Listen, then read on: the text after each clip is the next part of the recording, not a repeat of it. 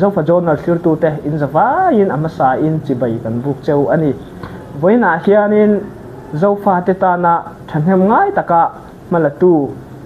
mi chuan om tak MP Mizoram MP K.Vena komna kan han nei dona hei ataka kat in huna hun tha kan han nei lo hi a phur omin a him om hle maya wen ni video kan lo mu thin khan ya he atak ngein kan han in mu thaya chumia chon K.Vena hi apak om hle maya barmalam mi pui sipai CNA ke male CDF hol ngoram kem lama khanin February ni somni pasari le ni somni bread khanin hun mangin alo kala chuti chuanin kem lama te khanin thu soina te avanaya chu engting e heti lam chakle khang ule naute policy po ni se engting e insu khomna kalzel aril ruk adu angte po ni se khang tinga khanin thu zo tiana inkom na ka nei do ni atop thanga min lo en sakturin ama sain kanin so mani kan muthaya kalom he mai ke po kalom pui si pai kem kha ivakal kha ange ruwa iva mu masat ber ang te chonin kema khanin enge I anma ni din hun temo chonin itu soite po khani se khamya khanin pui na hriat tul ang te khata khanin zona himik chungchang a hianin khati top khanin ko zona kron buljan photeng ya saitu tam angrem khop mai party kan tho pui MNF general headquarter ra kan throi tu train khattene ya soyang khanin kumin sangi somni panga February thatop lama khan ni o in ani khat na chu Chinland city Ken Victoria kan ti boka Chinland council sarkar thut mun khopui thar itimayang far kon ra le lamami ani khatna kan tlowa zan riak lovin le lang han kal kan nia tlai lama ruai kan thia ruai the khama kan hole maya far ko na kan riak ani amani in so kan let le a khobunga kan riaka atuk zana zo khothar ra le lama hual ngoram sipai te sipai froi tu te a sarkar froi tu te kan han in kom le te ne khai kom le a sumi in kom da kan nei zo so an hun ma te min han fan pui boka ri di le che vel te kan han tlo boka là chu ni hun kan han man dan khachu ai introduction ang devin han soi masata ila ti chuan a chin chuak devin toy te si in soi han tum ta ila nikum February a thau khan Chin state chim top Mizoram chim top atanga Bay of Bengal tu fin riat pan na kong KMTGP road construction so amuang riau maya fa fanangai ni va inspect angai ni ti in mani thanhem ngai na in sarkar tirpo ni chuang lovin kavatlo to a so ta kavatlo tum chuan Chin state ma ni se songla ya Burma army camp te kha ho te na lo chuak ve ka an kem ruak te kha te kha lo chu sak zela songlai area vela aro rel tu ber kha an lo nia so bang chon an ni ho te ne te in mulo thei rovin kan oma kan ni ko ma fel kon o fel khopa an ni po ti chuan khatianga tlo tu ni lo ma ila kong lei en dik tur ma ni la te ne na kai kom lo thei lo bang khanin enge ni Chin state ta kan sipai pol dang ten te po tlo ve thova heng Chin council sipai lamte tin Chin brotherhood sipai te po tin ZRA te po hi I tlo ve don lo mi lam chau I tlo a min ti fiam thu thina ni kuma ka tlo nu kha te tlo tu ma kal chi po ani lo KMTGP road an na thok muang lu tuk va visitor vakal jok mai kan ya ma ro chu karem chan ma sakbera na CNF te tin CNF chau lo po sipai pol dang kan unau te sipai pol dang te po hi karem chan ma sakbera tlo ka tum sim ti in kalau chang hlomatin chu tiang ang chuan tour program kha so ka lai pui phal na po la ma sakher lovin MP kan ni na zona sarkar lai pui political approval la ma sakher lovin ka han tlo thut mai khania anwa po India sarkar lam ho tu te po hian foreign tlo don chuan in Ministry of External Affairs train political approval la ngai nia ni dangai ka le don pon lama se zelang sete po min ti pha nge ya how chu ani chi alova amai ro chu tun tum del hi tanga toron ho malok po in indira shoi tu poimo tak tak ten khang te khamin sei puya Burma ani mani lo bo indira chuasana foreign country kal don chuan MP member of parliament ni lai chuan Ministry of External Affairs atangin political approval hi deal masak zel turania antia kan inui hloba ti chuan in February ni som ni pasari khan pasai so lovin karinga deri anila ni sarian in karia far ko na tangin Camp Victoria CC Chinland Council headquarter capital Tharkha klo turin an chief minister pupa thanga hovin far ko trai kan chuaka ani khan far ko na ama za na trai min lo huwa kani far ko na lo cham sa so na ni hovin ramri kan han cross ta ti chuan triau lui kan vet ra le la batangin CNF sipai rual ten min lo welcome ti chuan chitatang chuan khachunga kan han tran lu ta khachunga hian hall auditorium lian tha zau thang reng de mai kota hian CNF sipai ten tlar ni in veilam le ding lama an lo in tlar ani min lo huwa ka pangpa thi ne te chon salute min lo pe thap maya kan soila du em chu nula sipai ten nei ani ding lama ha nula sipai hlir form le silai thatak tak ke ngai tlara veilama mi pa sipai ho CNF kan nia cha le veilam la ding lama la tlar thap maya nula te po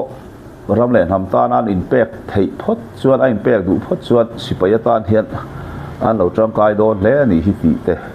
mai tu la te min nei tharti la nula te rol te hel fel tak te kha sipaya an lo in pe min lo salute tu zinga silai tha AK47 nge enge silai mi ka thave chi ta lo silai tha le chang ang tak tin khan min lo salute an lo tar thap maya mai an za om katia ti chon hall chung kan lu ta hall anon lut veka hall chunga atam berkha sipai uniform ha ania ti chuan Chinland Council mi poimo tak zinbo laklo ti lo chu an lo kim thapani minister department sanga minister te tin Chinland Council huaya court lampanga an ro rel tu judge tiang te po khan lo te la tin sipai lal army headquarter lam shuai tu te po an te la tin khati lai kha operation sipai chuan operation thingtlang hun sang ate an nei lai ania sipai tam tak khamini khan an lo om lo lai ania operation beya thingtlang ko sang an lo kal lai ania tam tak khan lo om big lo vani tin keiri han kal tur mai khatia hun sang ar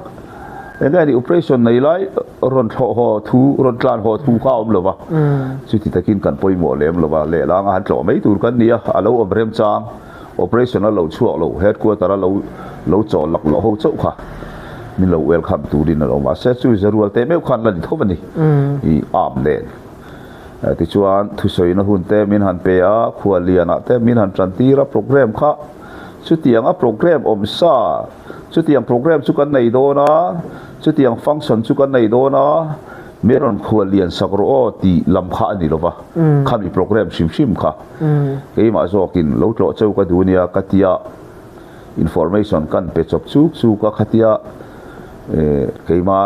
tour program ang kha ani wa kha ma private program chutiang in anani chin national day hanti te khatiang kha ni ani lem lo bani ke ma program private program tour program dung zui khatia lo ti mai kha kan nia chutiang ani chung chuanin min lo ngai poi mo to kan ni ti khen na chu chief minister min lo India ram trai min lo escort min lo mi khual tila min lo huwa ka ti chuan minister om ang te mi headquarter shoi tu tenen khatia kan lo ri thap mai le hall khat mai kan han pung khom kha lo ka ti thu ko sei tu ra ka bang renga thu ka sei rei dia ba in pum khat na lambang thu hi ka soi war pera itimayang triau chak lama chin kan india triau thang lama mizo kan india ma se nam khat kan ni chin zinga po trong sang mang tam takan Mizoram po trong sang mang tam takan ma se mizo vek kan ni chin state mi chu chin khat kan ti le vek maya kan trong te in ang diak lo ma se la unaw kan nia nam khat kan ni chuwang chuan a then Myanmar kan omani thei a then India rama kan omani thei a then Bangladesh kan omani thei kan om na ram chu khoi po ni ro se unaw kan ni kan trong chu eng ang point lo in ang ki kel vek lo ma se la unaw kan ni ti lam kha ka soi war via ba ten pathian in kai ni ho hi ang tik nia ma chuan in nam ro pui taka nam lian taka min din ka bai se ni ti te po kha ka soya tin voi nia po tia hain kom ta ka chon soi war du em chu Burma Myanmar po omila India po omila Bangladesh po omila ram sang international boundary in min then ma se kan hin lunga in mangai na in pum khat nai u naw la hi kan vong lian tur ni a kan thi lian deu tur ni chu ram pakhata ro rel na pakhata om a in aman mo tha so achul ma se so kan ni ti hi ka soi thina ni then khat chuan in u naw na in pum khat na lam pang ngai poimo mang si lovin political issue ril ruwa na ya ram khat huaya oba sarkar pakhat huaya oma ram khat ni ro rel na pakhat huaya oma administrative umbrella a om hlan te an ma hlel thina an tlang out thina ni ha hlel po ha hlel omang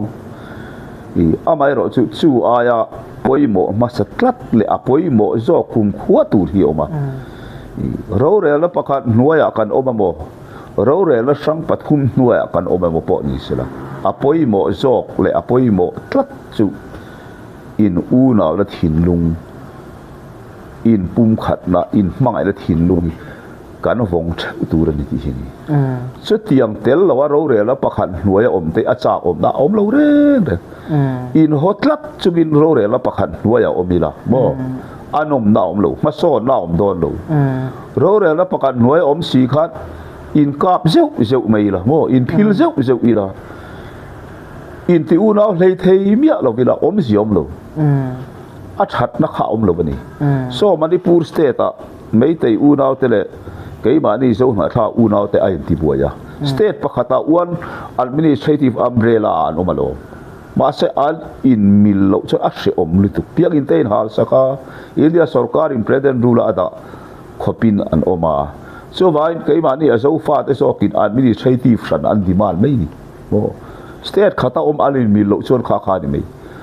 chu wa chuan zo fa te kan ni ti vek mai la kalin mangai lo chuan kan in pom tlan lo chuan kan in u na lo chuan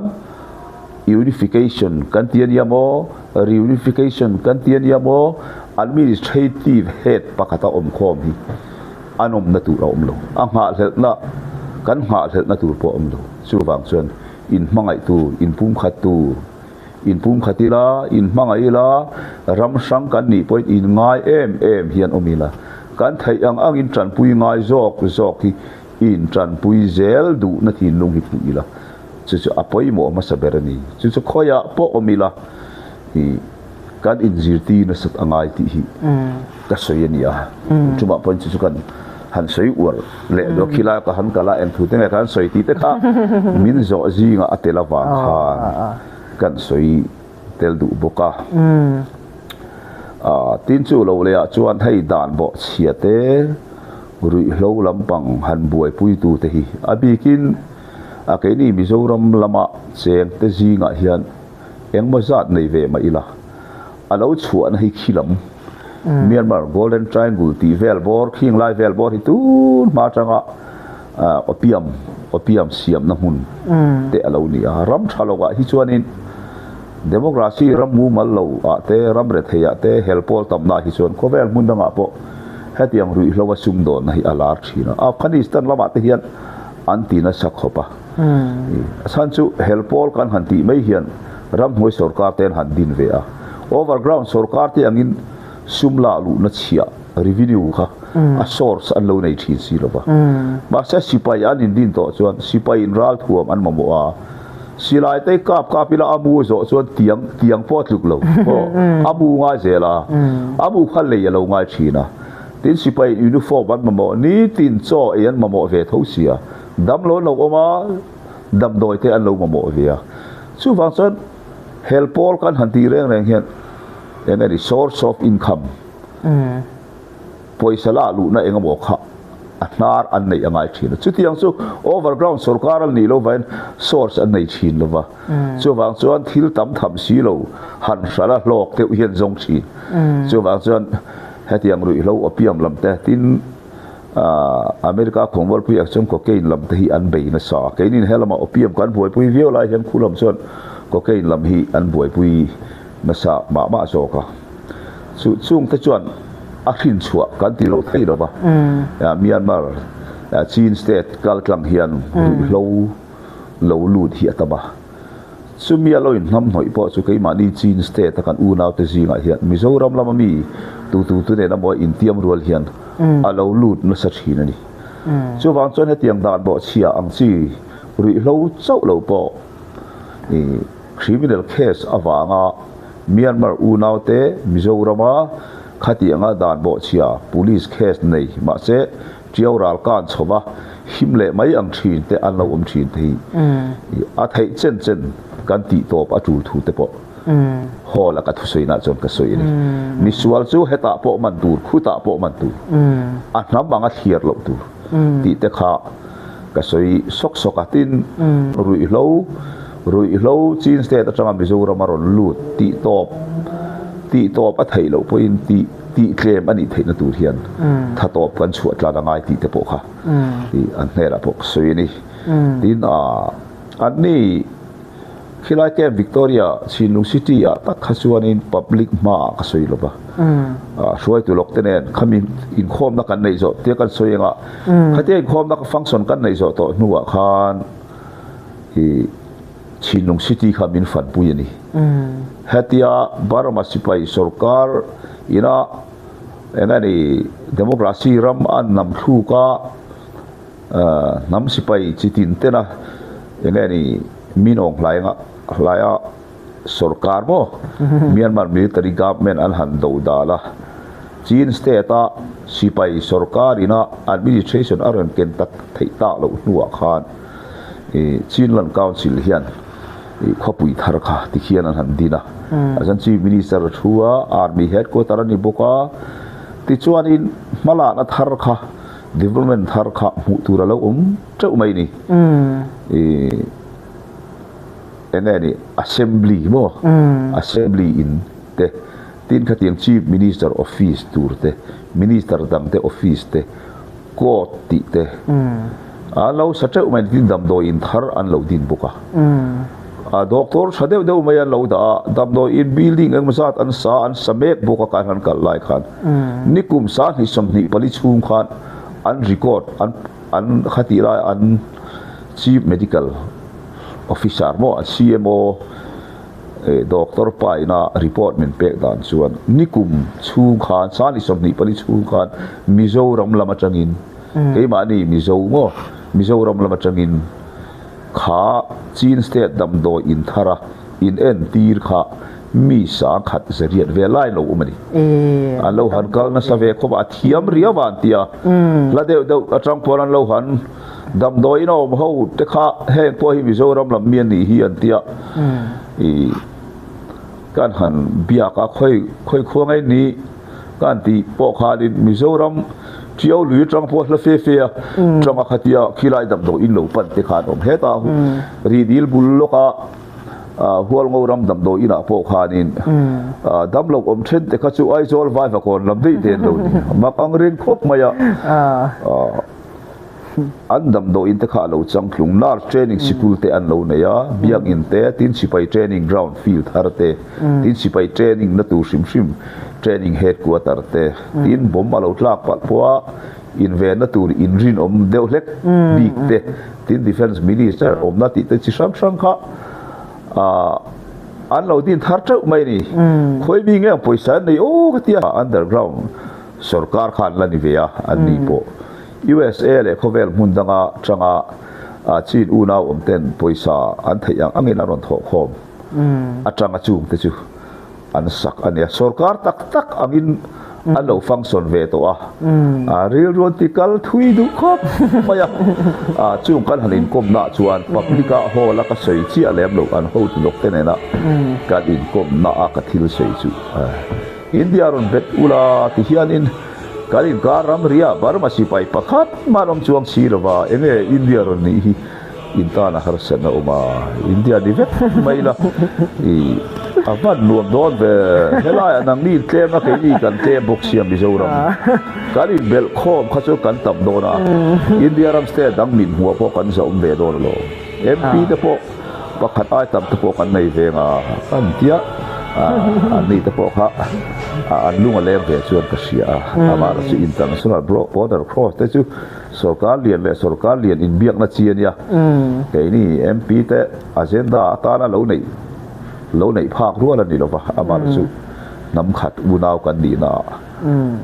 alung le thak e ma khatia hadin som kha ka chak tata ka ti tu nin kan trevea o po lo ti se an ningo thei kher chuang lo ba ni po ni sela kan ngai ni ro re na pakhan noya om pui kan cha ka ni ti kha ka soi lo kha chu ka ri ru kim lo de tata hual ngo sipai hual ngo khwai tu te ka in kom da chon ding chungin kanom karin kom na huna thu soi tu ra min so ka chu pe chu ka soi lang nge thu chunga ti na mai a po ni lovin ti chuan vokan tala ruai te min lo the ruai te min lo bu sai saka puwa takin ruai kan the khama khobunga riak turin tlai lama ni tlak ma devin kan let le ani chu khilai ka han kal da tlang puya ni a lo chang thlung viau maya ka soi to ang khan overground government ani lova underground government tu khovel sarkar khoi mai sarkar an la puan lo ni atin khatia independent khan la puang po ni chuang si rawa Burma rama state pakhat kha an la ni maya chu po Burma sarkar ber kha Myanmar capital Yangon te nai pia do ate an la thlat bok sia sarkar an ni khan an ni tuna Chinland council sarkar kha sarkar state sarkar ala pom chuang bok si rawa khati chunga kitiang hun ma hun pui kiti taka an lo din thai ki chu raman mangai mangai o ti hi angai tu the ti ka han kalna ka han mu chua chu nula te tan po ra la do thai nula sipayan lo nei treu mai ni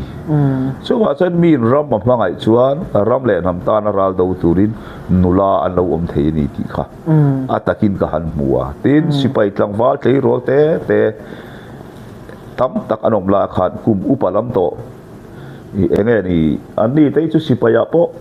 tramchi mani to le an pension tha to zo lo mani le ti ang tur kum somli ral kai to kum somral kai to ang si te khaka moni anin pek na kha chu athu ka aro puya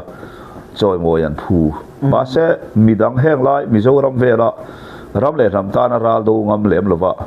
heng lai ron biru ho te na an sia ta tan khan ka soi lam du ta kum upazok lua kel sam tro to ten hlo nei lovin ram tan an ram mu ta sipaya anin pek la ya ane ni Myanmar ra lawa mo Mizoram khopui sang laral tlan mot mai kha adik lovani hei chu Mizoram ka hole huna chuan chin tlangwal Mizoram biru tam tak hi chu sipaya tang turin chin state an ho ngai ti hi chu dim wak lo soi ngai ni ti ka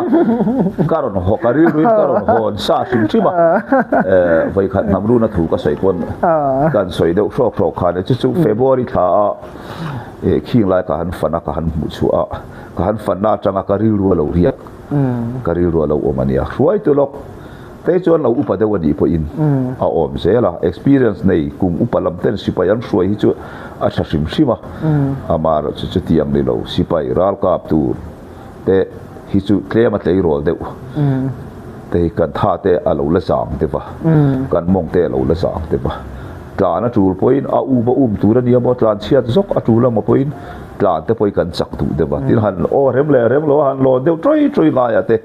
กลุ่มน้องปังน่ะล้ำน่ะได้สุกันฟิตเนสสิอะไรช้าจุดยังฟิตรัวตูตั้มตักไหมขัดยังร้านลาวบิรูที่สุกสปอร์ตนะปะจุกแต่จุกทิลหันหมู่ชัวที่ไม่ละทิลหันหมู่ชัวที่ไม่ละ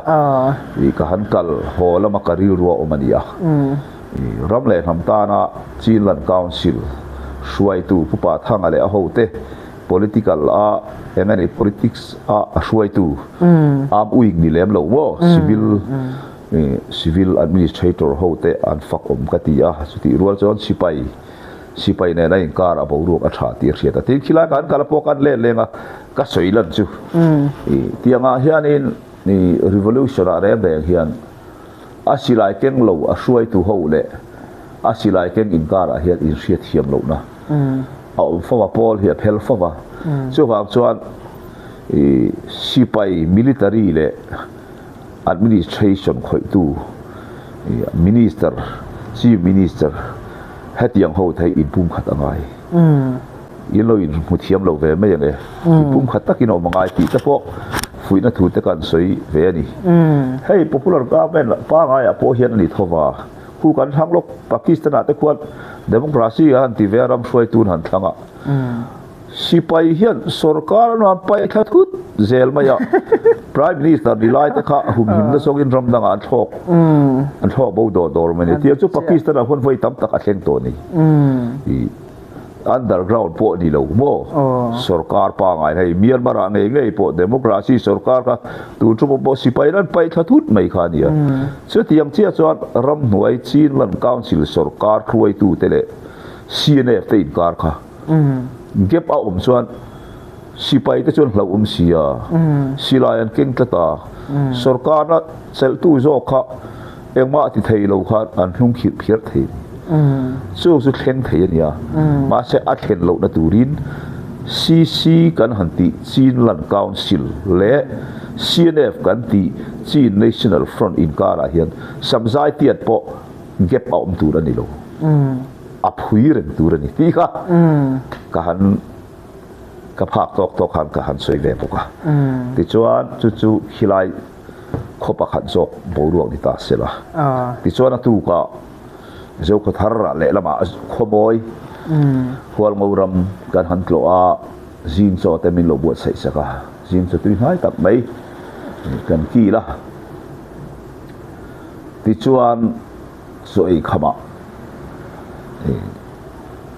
ทุกสิ่งละหุ่นมินเปียวิชิเฮาส์เงี้ยโออินเลียนตักอันนี้เลี้ยมเราอันนี้จู่สิไปรัวข้าเราบักตัวอะไรจู่อินเดียเนี่ยมีบาร์อินกัลโปนะอินซุมโดนนักขบุยลุนเปอร์ไลเกตนลายเลยนลายนี่บางเฮียนสิไปยูนิฟอร์มเนี่ยนะเฮงลายอินลาร์ฟักฮีมีปุยกันติรัลเคลังตีกันลาบะกันสิไปแต่ยูนิฟอร์มเนี่ยเฮลายตัวมากันลันทีชาดูละวันนี้อันที่มินโลเวกหิมตูสิไปปลีปังอาบักขจูอามเนนขานอันนอินยูนิฟอร์มเนนข้าอันนอินลาร์ฟักลบะอันมันอิสระการช่วยตูเตโหเดนกันเองก็มันสินักสวยตัวขานเบียนมาสิไปอินเฮลายมารอนที่โตลบะเฮลายเมียนมาสิไปเกมอมโตลทุนในโตบกลบะอารอนอบโตบกช่วงสีลบะเตียเมียนมาอินละลิซาร์ซาระอินวาโลบาร์มาเฮียนอินวาโลตุเย่เบบีอินเดียรอนดีไหมตัวอุลาเตะขัดเยอะแต่นุยดาร์แต่ละดิก็สวยตัวขันการให้สอบงดเราโอ้พอตีเสนี่งดงาเทียนี่เราว่า international border cross ตัวจะเจอนี่แม่พัชเตียตองปองเสียมชัดงดเทียนี่เราว่าที่เรา process ทุยตักข่าวมันสิใช่ไหมข้ามีทุเตียอาคารอินอีกกรณีเสแล้วกันอ่ะอีทุสวยค่ะละทุตักเฟมีดีอาคารตับมันนี่ก็เล่นติดขัดจันชินมูมั่วมีเลียนเฝ้าfollow ในเขาป่วยนะมิโซรัม MP อินจวนสวยตีค่ะนั่งเห็นไอ้สวยอาภัยรันซาดีค่ะทุเตะค่ะก็มีค่ะการันเสแล้วกันอีกเจ้าเนี่ยมีข้าคอลตรงนั้นเราเลยตอนนี้ก็ริงคอลสิไปสรการแต่ไปข้ามีชานมานิยมตักข้าอวิโดอิน aron siama YouTube pa sap trong in aron changa chu to su ka lo miron thona tu te nam ni ka lo po ve a India ram MP in Chinland Council foi tu te India ram betura som hi India sarkar khiat puyani kan ring lova India sarkar point hetianga then omram te sok te anek du hi kan ring lova ti te kha aron ti vaka ka lo ve ni maro chunia India sarkar in hatiang kha soiron ti awang soipo kan ni chong lova tin an khatianga India sarkar in ati ri ngot po kha ati tur po ni chong lova tin kai ri MP pon kan soi tur po ni chong lova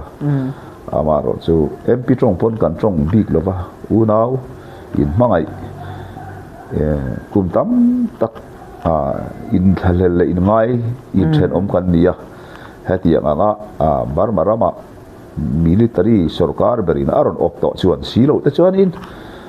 kum tam tak kan lo ha thel thin hi tu nen alo then theita ani dong ani lo bi ti ngai tu na chang India ron vet mai te che u kan han ti kha nia tak thei ni sela chu kan du thu sa mani lo India hian bet vekila state minga Mizoram kan ti vek lo point state san pola ni thoma se India ram ron ni ve sela ti khal kan in kara international boundary eng ma om lo sela atha ni baya state khata om vek atan chang kan state azaw ni tu ko nga in kalpo te po har ve thia state khata om vek lam kha kan va ro ni chi abik so lo India khan ron om ve sela ani hin helai bi ten Burma mi an lo ti chin te kha bo dei do na Burma mi an ti chin kha India mi an ni mai do na ro re la pakhat noya India raman wam sia kai ni kan zelen sia democracy kan sera sipai thu la ro ve ngai si lo ba kan shoi ti du zo kan thang hat zel mai nia khatiang du kha tu na po khian la buaya nu na tam ta kan cha to ania so bai India ron ni mai sela chu democracy rama automatikin ai let nga langa chief minister kha an MLA han thang vele anga tikhan Chin state develop tourism develop na sat tourism tu da kai ni Mizoram te aya aram house chi chunga cheng mi hring lo tai ma zo box chi nen khan ma an son chak tourism hi kai chu ami tha thei khatia chuwa jan India ramai ron tak sela awan nuam do ne ti hi tu thleng po hian ka du thu sam hi ala dereng amar chu Burma sarkar ruai tu tari ruai ro chuan an tan chuan huat thalom thei tak tur chu ni state zaw de mai ram danga bet dei mai tu tu nge phalang bo rin ai taki mi ron tong na lo got zo kolom Myanmar sipai sarkar khan katia an pui tling thira tiang hi rin ai takian an riak na lo riau zok thilin ka sia tu ma zoro wang la ya puthenan reunification within Indian Union ti an out te kha new ina Burma sipai lal khasuat kathisen fartop thlengin ka dowang Chin state antika ma within Indian territory ani ngai lovang ti kha a hup na sadia mo khati lai Burma sipai lal pa tu chuma te chat miron chang ne ko ta lo katia vadem tur po nom chuang lo chuan in khati ngai kom na kan nei zo to hu khanin hela ya ke Victoria ang thau khan dam do in sangklung deuh mai khimi zo ko thar ra le lam dai pon dai fem ania dai fem a hianin engeni school hostel te lo oma ta chuanin nurse te an lo zir ve kan klo a lung len thak ko pa chunga te chuan dam do in khatianga temporary ang reng deuh ma se sangklung ang reng deuh si khan dam do in te kha lo oma chu dam lo hi Mizoram lam mi nia heng lai te chu Mizoram lam hiat miron tlo na sat bo dam do ina hiat Mizoram lam mi atam thanem tak hi aron admit reng mai ni an lo tia ta po chuan kan tlo kha pakhat chuan vai va kon lam mi kan ni ai zol vai va kon veng om kan nia kha tia then chu champhai te an nia Mizoram kho hi kho thum vel om kha loin entir dam doi na lo an bitte po khan oma ram khat u nau khat na chu karin kara international border oma sela mi chu alo dai dam tak thei lo bani hi te min ngai tu tira chu chu min huari dil kan kala ri dil chak tlanga khanin tun ma a sipai kem in Myanmar sipai kem te kha thi ma se chu hing la ya Chin brotherhood sipai hol ngoram tena an lo lak to wa khan an ma ni area ve ka lo ri to hing la area sim ki Myanmar sipai mun ni to lo wa chu ga chan sipai ho te chu eng ba za tan oma hing la kan han fana kari ro om ber chu pathian hian he nam hi min din chu ti don hai em ni don lo ti te mai tu na chuan oma amar chu ke ni India ram lama om te hi kan van nei viau maya India sarkar hi atha viau mai ni ti maya hetiam nam te naw nam nu fual har sana tok te en kol konga hianin khovela hian India hi aram chunga nam nu fual le nam mol kan ti ma he tribal kan ti te en kol na konga hian khovela hian India sarkar hi athalot lak angem o ti hi ke chu ko ngai to fa ni ke ni hei India ram north east trans state a hian tribal nam sang ma se chapo zat si o vai juk ngai sang tlat lo iti mayam chapo tlat mai vai chu ko ma in ngai tlat ma se vai ho tho chua lira chom lo mi si hi karom truk mai ni ste sang a hian vai kan tia vai hi kan zu musin via va ma se atak taka chot khoi hi nge vai tho chu ni lo kan raba kan in to del na enge oma mo han chu tak taka chot India sarkar hi tia ko nga hian nam tu fual nam chang kang lo nam mol jok te en kol na ko nga hian India sarkar hi acha em mai ni India ram hun tam taka kai di north east tribal ho chu tlang puin kan mel po Mongolian Tisen kai kan ni fura ama chu India ram hun tam taka chon tribal kan ti tam tak hi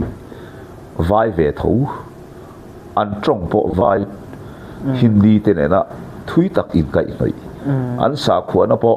Hindu lam sa khua te ne na te na in kai noi an mel po vai dam te ne na shia chan thei lo mo vai ve tho khatiang vai tham tribal chi sang hi an tam em mai ni chu tiang tribal nam hum ha na ko nga ti chuan tribal nam an ral mai lo na turin an ma ni hum hal na dan hi Indi hian tun ma tang alo siam tha viau baya chu a function tha lo mani hei ke ni Mizoram a po hian ni Mizo kan nia ta ti vek ma ila hei chimlama po autonomous district council tribal in real bol na san sarkar kan pat umu mani lai autonomous district council te mara autonomous district council te sakma autonomous district council te mani nam te naw nam nu fual te an lo ral lo na tura an ma ni hum hal na dan hi India sarkar hi anai tha em mai ni chuan ke ni Mizoram atam zok te a area Mizoram area zau zok ero chu tribal area kan ni to lova autonomous district council kan nei to lova UT kan chowa state hial kan nei to wa so wa chuan nam lian zo non tribal te na an chu ve thei lo sarkar na lak chung changa te mo tribal reservation hi an vong nung reng mai ni India sarkar hian tam lian zo tam chak zo te na an thal ve thei lo tui khur hi min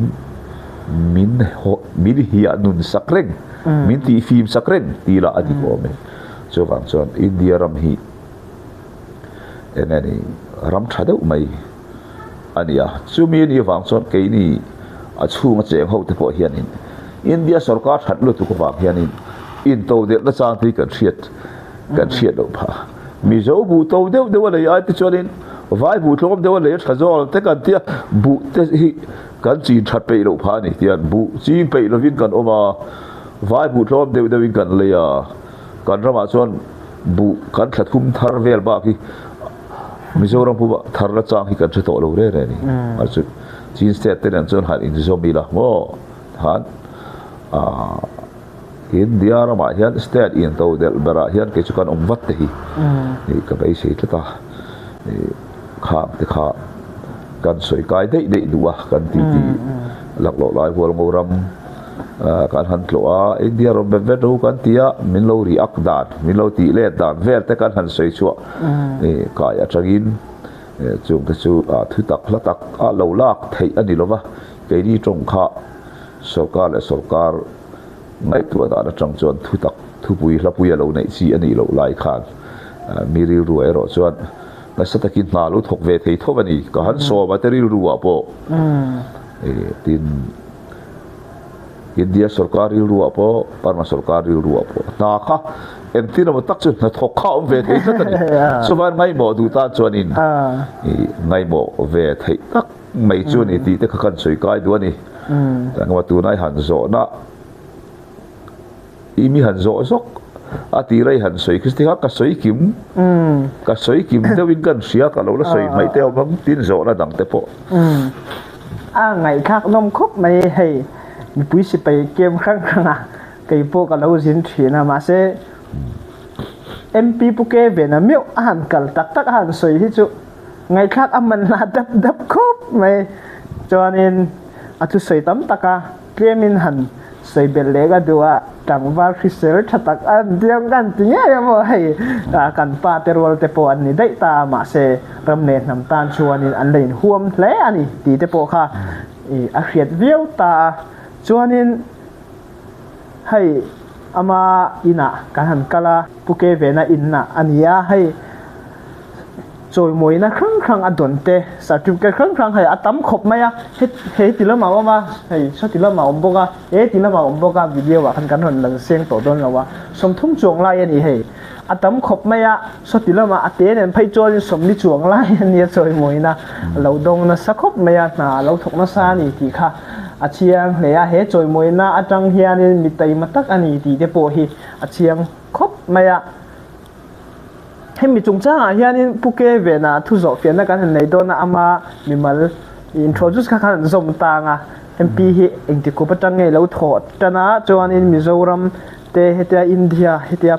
political party lama ilo in man tan dan nangma then thu tlem la zong khamian share thai ngem ta ya toi fel de ben soi la covid wang lai tak sa ni som ni July ni som ni atang khan Rajya Sabha MP kani vetrana kumru Trump tur ni vai na kum July ni som ni ka Trump ya top do ni ti khakan soi du tin MP kani ma hian MNA party core committee member kani committee member kan ti chu MNA faction committee sang bera kan nei ve ni ya party hian hei joint secretary oma achunga secretary chumi chunga general secretary chumi chunga advisor chumi chunga chuan political affairs committee chumi chunga chuan national core committee achunga elected OB adita national core committee kan ilai takha ani MP ameron ruat hi core committee kan ma khan thalai president khami ma general secretary ko mana chumi ma chon thalai president ko ma ti chon chu tianga ka kalma chuan MZP a hian kumnga kumruk vel kain manga vice president Trump thum than kania president Trump khat chumi ma chon ko le sa hian ka kal line SU leader kan hanti mai anga hian vai thum min thanga SU vice Trump ni indoor games common room secretary Trump khat am boka chu politics lam hoi mo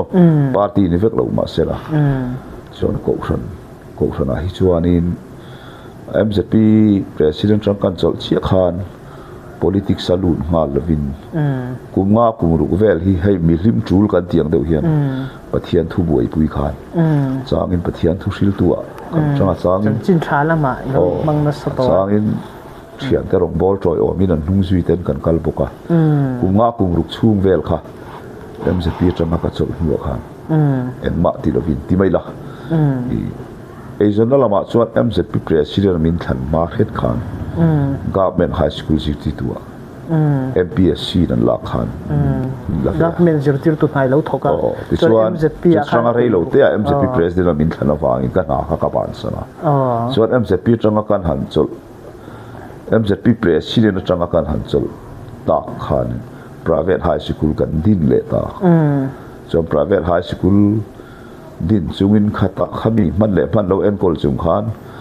MZP te kan lai mangzuya party te kai mang chota sel bokani kha toy fel de win kan sa thiam da na ni a toy ro po ka ngai thak aman hla khop mai rong bol nalamate ke lo pen na sa chonin zirtir tu na te lo thoga chonin MZP president te tikhan vice te chumi nuwa tikhan thalai hoi tu chon MNF a chulai tang MP tiang khanin a ke pen na kha ngai thak aman hla khop maya K.Vena chonin K.Vena tuna kan han kom chung chang hi Chinland council lam Victoria ajin le HPOC de hol ngoram akal na kem chung chang kha ania chonin K.Vena thu soi tho kem dang te po kala tlo don atia chung tiang ang kem dang te a to ni chonin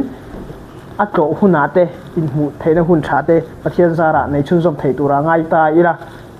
chonin zona dang kan han ka yanga